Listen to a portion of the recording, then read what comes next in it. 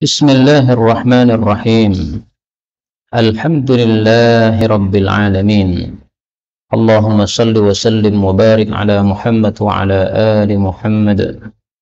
اللهم انفعنا بما علمتنا وعلمنا ما ينفعنا وزدنا علما وبارك لنا في علمنا وارزقنا الإخلاص في القول والعمل كاملا وعلما نافعا لا ينسى وتوفيقا دائما وصحة ويقينا وعافية آمين يا رب العالمين. أعوذ بالله السميع العليم من الشيطان الرجيم من همزه ونفخه ونفثه.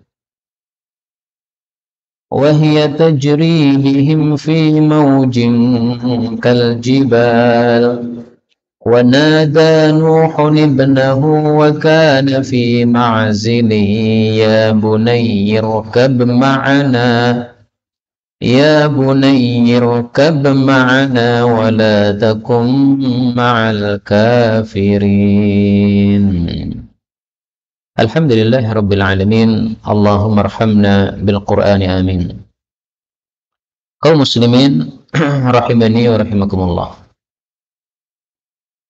Pada pelajaran ilmu tajwid, bapak-bapak, ibu-ibu pernah mendengar istilah namanya bacaan idgham. Idgham itu satu huruf masuk pada huruf berikutnya.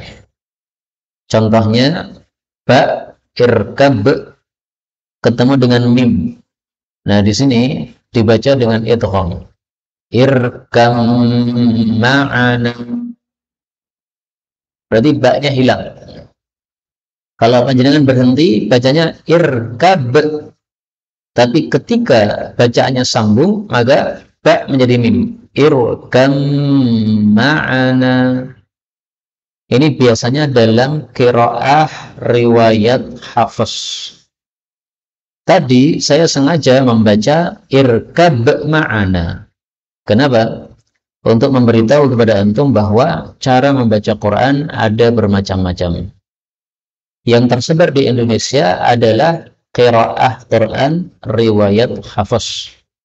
Yang saya baca tadi adalah qiraah Quran tapi qiraahnya Ibnu Amir. Maka kalau Imam Ibnu Amir membaca ayat ini, dia membacanya irkab ma'ana.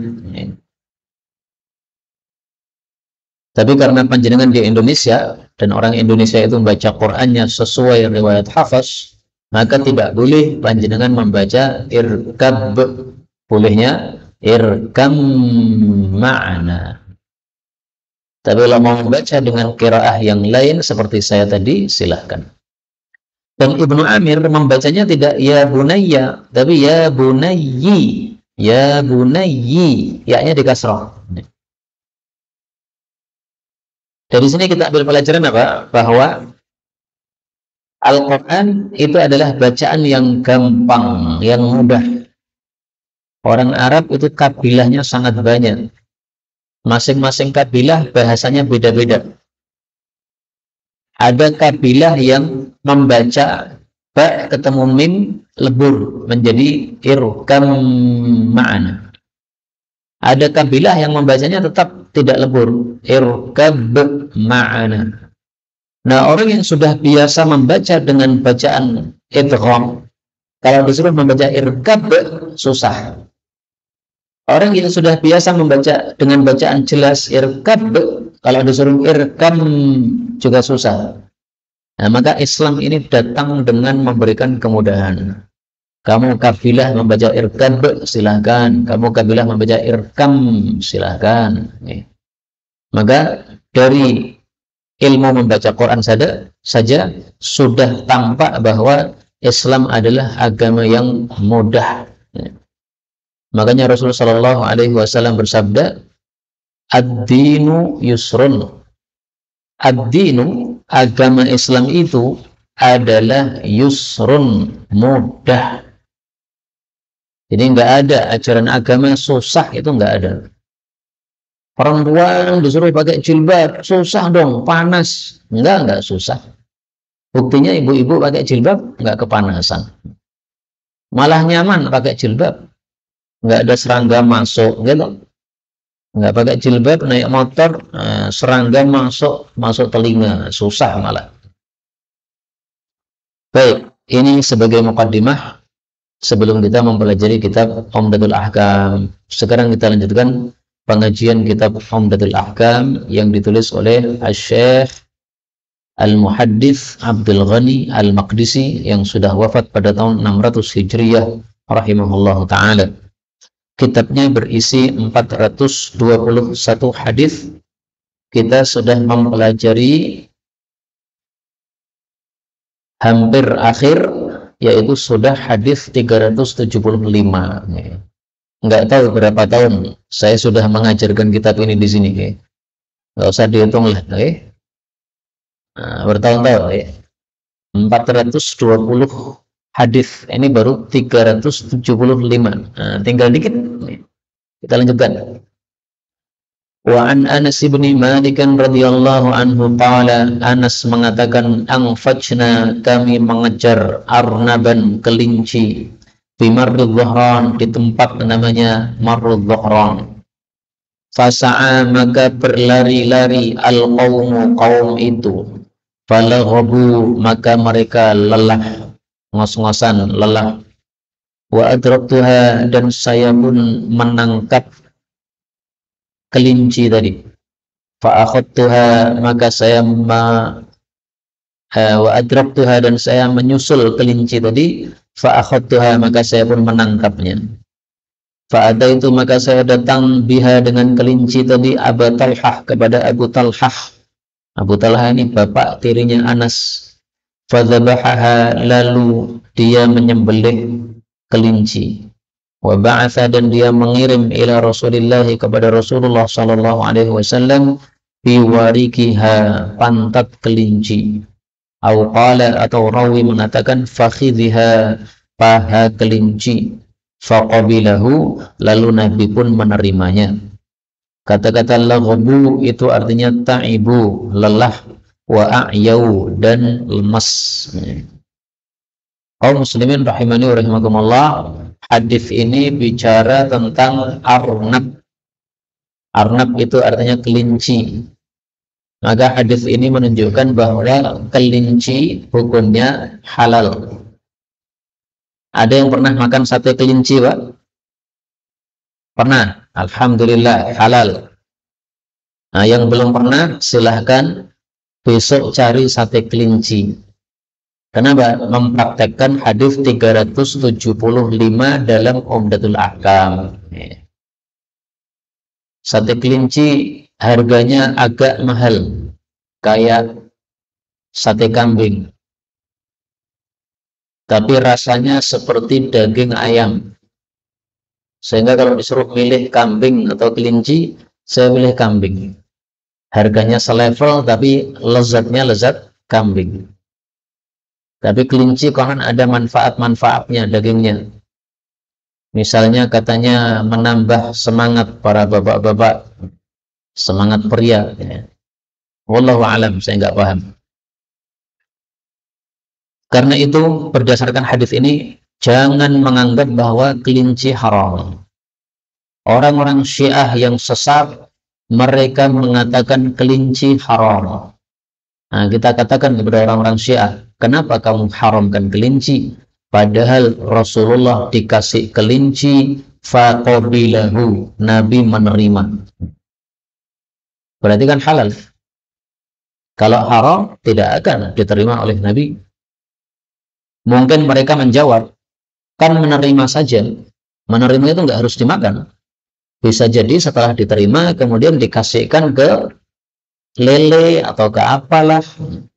Nah, maka kita jawab, dalam riwayat yang lain disebutkan fa'akalahu, lalu Nabi memakannya, jelas dimakan. Jadi bukan hanya menerima, tapi diterima dan dimakan. Maka kelinci jelas halal.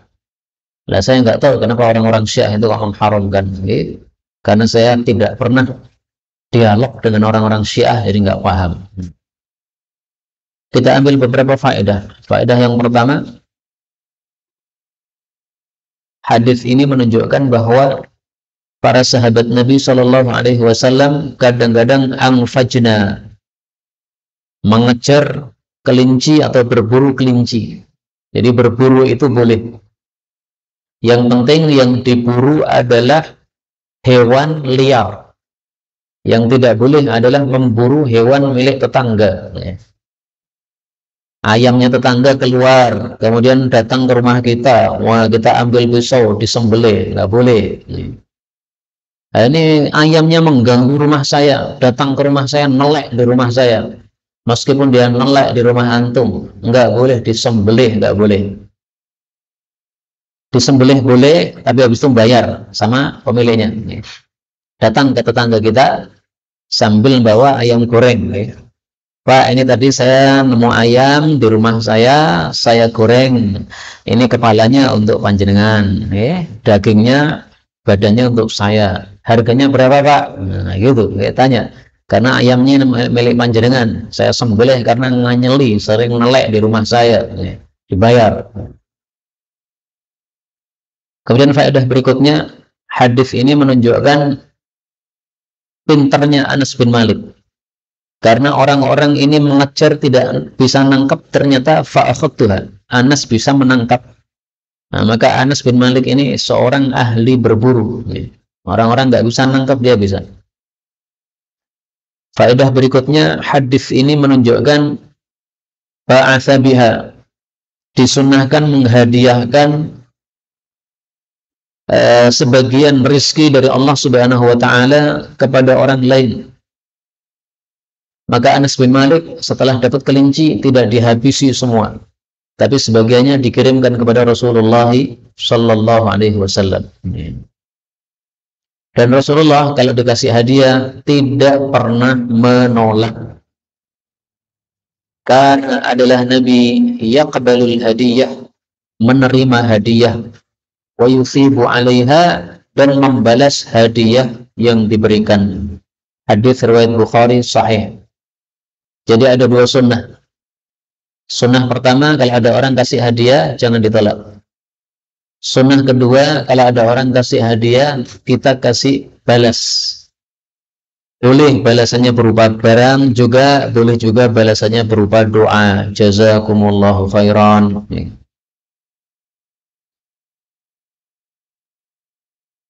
Kemudian dari hadis ini juga kita ambil pelajaran bahwa Rasul Shallallahu Alaihi Wasallam tampaknya suka pantatnya kelinci, karena dipilihkan oleh Abu Talhah bagian pantat. Biasanya para sahabat itu niteni, Nabi itu suka ini. Nah, setelah mereka mengetahui kesukaan Nabi, mereka kasih sesuai kesukaan Nabi. Maka bisa jadi ini menunjukkan bahwa Nabi suka bagian pantat kelinci. Tetapi memang rawinya ragu-ragu, apakah pantat ataukah paha. Nah, karena ragu-ragu berarti ya nggak jelas. Wallahu a'lam, mungkin lebih tepatnya paha. Karena pantat itu sangat dekat dengan dubur. Dubur itu bagian kotoran. Sementara Rasulullah itu paling tidak senang yang dekat-dekat kotoran. Jadi kalau orang Indonesia suka brutu, gitu, nah, Nabi nggak suka. Biasanya di he itu kan ada brutu disunduk, isinya limau. Masya Allah, makan brutu sawa ayam, ngeri ya. Tapi orang-orang katanya lezat. Nah, kalau bagi Nabi nggak lezat. Kenapa? Dekat dengan kotoran. Hadis berikutnya 376. An Asma binti Abi Bakr radhiyallahu anha qalat, naharna, kami menyembelih ala ahdi Rasulillah sallallahu alaihi wasallam, di masa Nabi, farasan, kuda. Fa'akalna, lalu kami memakan kuda tadi. Wa fi riwayatin, dalam satu riwayat disebutkan, wa nahnu, sementara kami, fil Madinah, di kota Madinah. Hadis ini bicara tentang kuda, menunjukkan bahwa daging kuda halal. Dan itulah mazhab Syafi'i, mengatakan daging kuda halal. Kalau mazhab Maliki mengatakan daging kuda tidak halal. Kenapa? Karena Allah menyebutkan kuda tidak untuk dimakan. Lihat kalam Allah Subhanahu wa taala pada surat An-Nahl ayat 8. Wal khayla, dan kuda, wal bighala, dan bighal. Bighal itu anak kuda plus keledai. Wal hamira, dan keledai, litarkabuha, supaya kalian menunggang terhadapnya. Wazina, dan sebagai hiasan. Nah, kata mereka, Allah ciptakan kuda bukan untuk disate, tetapi litarkabu, untuk ditunggangi. Malah kalian makan tuh gimana? Nah, maka kita jawab, memang Allah mengatakan untuk ditunggangi, tapi Allah tidak mengatakan tidak boleh yang lain, enggak gitu. Daging kuda dimakan bisa, ditunggangi bisa, tapi mana lebih tampak? Lebih tampak ditunggangi daripada dimasak. Maka Allah sebutkan yang paling tampak, bukan untuk membatasi, enggak boleh yang lain, bukan gitu. Maka berdasarkan hadis tadi, ya, bahwasanya para sahabat mereka menyembelih kuda, kemudian mereka memakan kuda, menunjukkan bahwa daging kuda halal. Tapi ya tetap kita harus jujur bahwa di sini ada perselisihan pendapat di antara para ulama rahimahumullah taala. Kita ambil beberapa faedah. Ada masalah apa, Pak? Nabrak. Oh, nyantuk. Baik. Faedah yang pertama, hadis ini diriwayatkan oleh Asma. Asma itu kakaknya Aisyah. Antara Aisyah dengan Asma terpaut 10 tahun. Asma lebih tua. Asma mengatakan naharna, kami menyembelih. Ini mengandung dua makna atau dua faedah. Faedah pertama, bolehnya perempuan menyembelih. Karena yang bicara siapa? Asma. Kami menyembelih, berarti zahirnya kami yaitu para perempuan. Bisa jadi juga bukan begitu maksudnya. Yang menyembelih ya suami saya hanya menyiapkan pisaunya, bisa juga begitu. Tapi ala kulli hal perempuan menyembelih itu boleh. Korban Idul Adha, ibu-ibu pengen mencoba menyembelih kambing, silahkan Bu, dicoba. Ibu-ibu pengen menyembelih sapi, silahkan menyembelih sapi.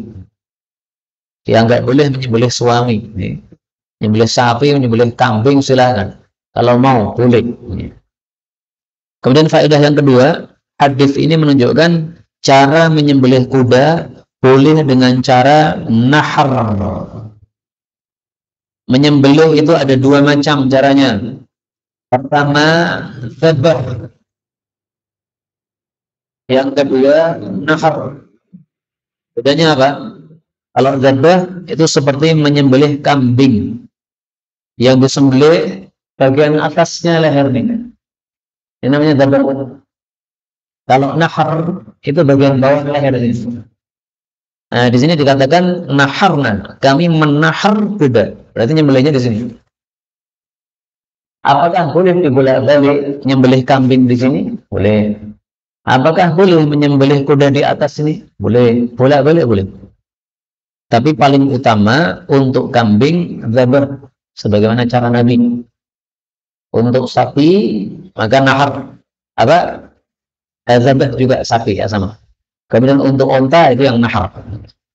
Nah, untuk kuda silahkan boleh, nahar boleh sebagaimana hadis ini, boleh juga dzabh, enggak ada masalah. Kita lanjutkan 377. Wa an Jabir bin Abdullah radhiyallahu anhuma anna Rasulullah sallallahu alaihi wasallam naha, melarang, an luhumi, dari daging al-khumuril ahliyah, keledai Cina. Wa adzina, dan beliau mengizinkan fi luhumil khayl, pada daging kuda. Wali muslimin wahdah, pada riwayat Imam Muslim sendiri, yaitu tanpa Bukhari berarti. Qala, dia mengatakan, akalna, kami makan, zaman Khaybar, pada masa perang Khaybar, tahun 7 Hijriah. Al-khayla kuda, wa humur al-wahshi dan keledai liar. Wa nahan Nabi sallallahu alaihi wasallam dan Nabi melarang anil himaril ahli dari keledai jinak. Hadis ini bicara tentang keledai. Ternyata keledai itu ada dua, ada yang jinak disebut ahli, ada yang liar disebut wahshi. Keledai liar halal, keledai jinak haram.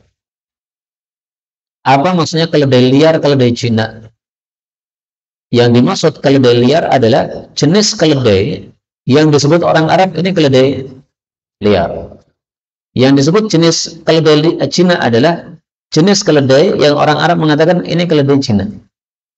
Jadi kayak kita orang Indonesia mengatakan ini ayam kampung, ini ayam hutan. Nah, ayam hutan bentuknya dengan ayam kampung beda. Demikian juga keledai liar dengan keledai jinak beda bentuknya. Jadi ada marga liar, ada marga jinak. Sama dengan manusia, ada marga Arab, ada marga non-Arab, beda. Yang Arab biasanya mancung-mancung, gitu. Nah, yang non-Arab biasa-biasa. Nah, maka keledai juga begitu. Nah, sekarang ini ada gambaran. Ini yang halal, ini yang haram. Ini contoh keledai jinak haram. Ini contoh keledai liar. Kuda apa ini? Zebra. Jadi kuda zebra itu kalau bagi orang Arab tidak disebut kuda. Kita menyebutnya kuda, tapi orang Arab menyebutnya himaruz zardi. Keledai garis-garis. Nah, keledai garis-garis yaitu kuda zebra itu termasuk grup kuda keledai liar. Jadi keledai dibagi dua, ada jinak, ada liar. Keledai liar ini beberapa marga. Salah satu marganya adalah zebra. Maka para ulama mengatakan kuda zebra halal berdasarkan hadis ini. Adapun keledai ini yang biasa ditunggangi ini, keledai jinak ini haram. Nah, muncul pertanyaan, kenapa sih keledai jinak haram, keledai liar kok halal? Kan sama-sama keledai. Jawaban pertama, masalah hukum tidak selalu bisa kita nalar. Sehingga mau nalar atau tidak, tetap kita terima. Rasulullah mengatakan halal, halal. Rasulullah mengatakan haram, haram. Selesai. Jawaban yang kedua, konon keledai jinak ini suka makan tai, Pak. Jadi kalau dia lihat tai manusia atau tai apalah, ya, dicicipi, wah enak, lanjut ke. Maka kalau hewannya kayak begitu, nggak pantas kita makan. Kenapa? Karena dagingnya nanti kalau kita makan, itu nanti ada rasa-rasa tai. Kalau nggak percaya, coba panjenengan ngingu lele dimasukkan di sapi tank. Dari sapi tank langsung diciduk, langsung digoreng. Coba rasanya kayak apa coba? Kayak gitu itu. Tapi seandainya panjenengan punya keledai jinak, kemudian panjenengan kasih rumput, nggak pernah makan tai, seandainya, tetap haram karena sudah diharamkan oleh Nabi. Makanya halal haram itu nggak harus dinalar. Dinalar bisa, tidak dinalar kalaupun tidak bisa, maka tetap halal ya halal, haram ya haram. Kalau ini tadi masih bisa dinalar ya, meskipun ya tidak selalu keledai itu makan tai, tapi tetap haram. Maka sepakat para ulama bahwa keledai jinak itu haram, kecuali Ibnu Abbas. Ibnu Abbas berpendapat keledai halal. Nah, pendapat Ibnu Abbas ini sangat lemah sehingga disebut sebagai pendapat yang syadz. Syadz itu janggal. Nah, pendapat yang syadz itu seolah-olah tidak ada. Itu sama dengan sebagian ulama yang mengatakan anjing itu halal. Nah, itu ada ulama mengatakan begitu, tapi pendapatnya syadz, jangan dipakai. Jadi jangan panjenengan, wah enek sing berpendapat halal sesuk nyoba sate kire, jangan, oh, itu pendapat yang lemah kok dipakai. Itu sama dengan riwayat dari Aisyah yang mengatakan al-fa'rah halal, tikus itu halal. Napa panjenengan tega ngambil tikus kemudian digoreng campur bakwan, enggak, betul tega tanggil. Nah, sama-sama. Kalau dia juga begitu, ya. Demikian juga anjing tadi. Jadi pendapat-pendapat yang syadz itu jangan dipakai. Pendapat syadz itu buang saja, seolah-olah nggak ada pendapat tersebut. Kita lanjutkan 378. Wa an Abdullah bin Abi Aufa radhiyallahu anhu qala asabatna, telah mengenai kami maja'atun, kelaparan, layali Khaybar, pada malam-malam perang Khaybar tahun 7 Hijriah. Falamma, maka tatkala kana yaumu Khaybar, terjadi perang Khaybar, waqa'na, kami pun menangkap fil humuril ahliyah, pada keledai Cina. Fantaharnaha, lalu kami menyembelihnya. Falamma, maka tatkala ghalat, mendidih, biha, terhadap daging keledai, al-quduru, periuk-periuk, nada, memanggillah, munadi Rasulullah sallallahu alaihi wasallam, pemanggil yang disuruh oleh Rasul sallallahu alaihi wasallam. Apa panggilannya? An akfi'u, tuangkanlah al-qudur, periuk-periuk tadi. Warubbama, dan kadang-kadang qala, dia mengatakan, wala ta'kulu, dan janganlah kalian makan, min luhumil khumur, dari daging-daging keledai al-ahliyati Cina, syai'an, sedikit pun. Hadis ini semakna dengan hadis sebelumnya, menunjukkan haramnya keledai Cina. Dan hadis ini menunjukkan bahwa keledai Cina dulunya halal, tapi kemudian pada tahun 7 Hijriah diharamkan oleh Rasulullah sallallahu alaihi wasallam. Jadi keledai ini mengalami dua fase. Fase halal sebelum tahun 7 Hijriah. Fase haram pada tahun 7 Hijriah, yaitu pada perang Khaybar. Maka sejarah perang-perang Nabi SAW ini perlu kita ketahui juga, supaya kita bisa memahami kasus-kasus seperti ini. Haram pada perang Khaybar, berarti sebelumnya belum haram. Nah, kita harus tahu kapan perang Khaybar, tahun 7 Hijriah. Rasulullah perang berapa kali, Pak? Nabi perang itu sebanyak 27 kali. 27 kali perang di dalam 8 tahun. Nah, panjenengan bagi aja. 8 tahun, perangnya 27 kali. Masya Allah. Berarti setahun berapa kali itu? Nah, kita ini nggak pernah perang sama sekali. Oh, saya perang setiap malam. Itu perang sama nyamuk. Perang sama nyamuk nggak ada pahalanya. Baik, kita lanjutkan. 379. Wa an Abi Tha'labah al-Khushani radhiyallahu anhu qala, harrama, telah mengharamkan Rasulullah sallallahu alaihi wasallam luhuma, daging-daging al-humuril ahliyah, keledai Cina. Hadis ini semakna dengan hadis sebelumnya, tetapi penegasan, karena di sini ada kata-kata harrama, mengharamkan. Kalau yang tadi kan cuma la ta'kulu, jangan makan. Bedanya apa? Kalau jangan makan, itu bisa kemungkinan haram, bisa kemungkinan makruh.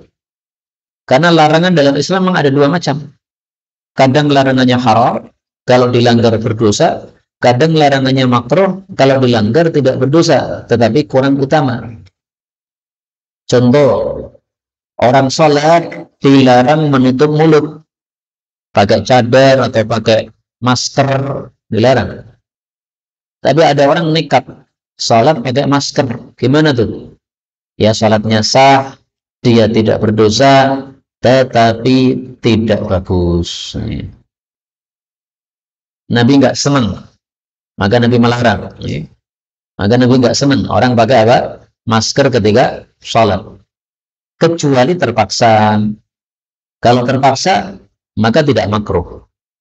Misalnya lagi batuk-batuk, kalau dibiarkan tanpa masker nanti mengganggu orang sebelah sana sebelah sini. Nah, pakai masker, nggak apa-apa. Tapi kalau dengan sehat, nah, nggak usah pakai masker karena sholat dilarang menutup mulut. Nih, yang melarang adalah Rasulullah Shallallahu Alaihi Wasallam. Nah, di sini Nabi mengatakan la ta'kulu, jangan makan. Ini haram atau makruh? Dijelaskan oleh hadis setelahnya, haraman. Rasulullah mengharamkan. Makanya para ulama itu ketika menulis kitab itu bukan asal nulis, bukan. Ini hadis pertama dengan hadis kedua ini kan sama nih tentang apa? Keledai Cina. Kenapa hadisnya bertubi-tubi bicara itu? Kenapa nggak satu hadis saja? Nah, ini tujuannya supaya kita paham bahwa larangan di sini jangan makan ini maksudnya adalah haram berdasarkan hadis setelahnya haram.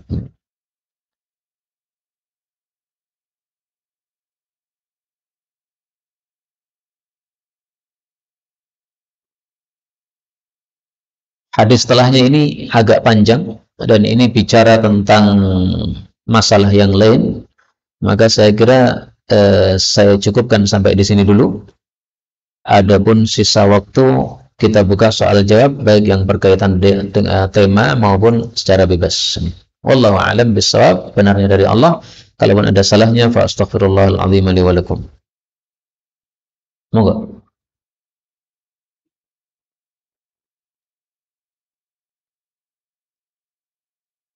Marmut. Marmut itu apa? Kelinci.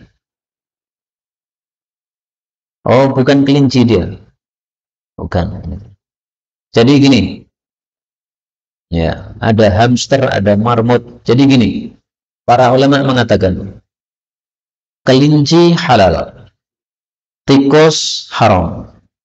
Kalau ada hewan yang tidak ada dalilnya, maka dikembalikan kepada salah satu dari keduanya. Kalau dia lebih mirip kelinci, maka hukumnya ikut kelinci. Kalau dia lebih mirip ke tikus, maka hukumnya ikut tikus. Nah, maka saya balik kepada antum. Marmut itu lebih mirip tikus atau kelinci? Loh, jawabannya beda-beda kan? Yang satu kelinci, yang satu tikus. Nah, malah susah gitu nih.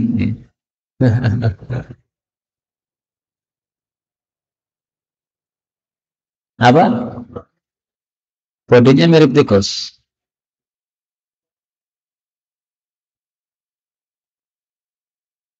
Ya, jadi pokoknya saya nggak tahu ya, karena saya belum apa namanya meneliti lebih jauh.